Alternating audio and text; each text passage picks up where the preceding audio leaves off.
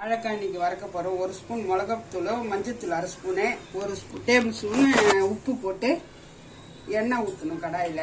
அது அவிச்சு எடுத்துக்கணும். அவிச்சு எடுத்துக்கணும்.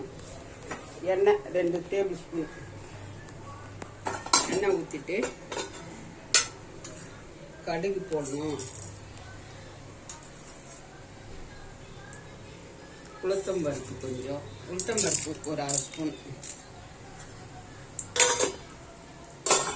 வெங்காயம், தக்காளி, இஞ்சி எல்லாம் சோம்பு நசுக்கி வச்சு அதில் போடணும்.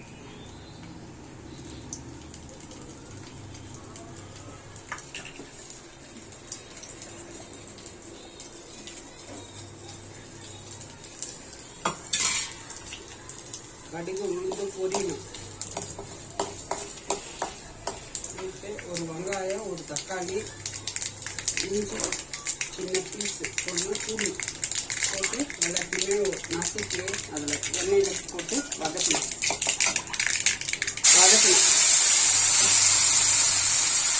நெய்யில் போட்டு நல்லா வதக்கணும்.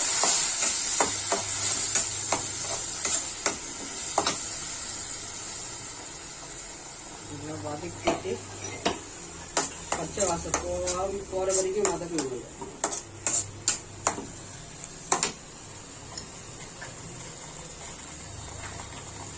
வாசனை போயிடுச்சு. அவிச்சு வச்சு வாழைக்காவை அதில் கொட்டி நல்லா செவுக்க எடுக்கணும். அவிச்சு வச்ச வாழைக்காவை செவுக்க வச்சு எடுக்கணும்.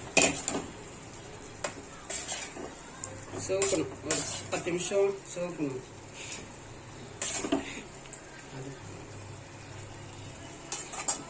நல்லா செவந்த பிறகு இறக்கணும்.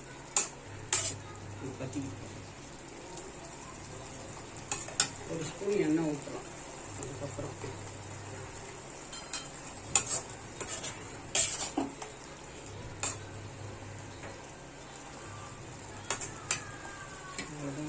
செவந்த பிறகு தானே இறக்கணும். வாழைக்காய் செவந்துட்ட பிறகு இறக்கி வச்சுட்டு இறக்கி ஒரு பவுலில் போட்டுக்கணும். போட்டு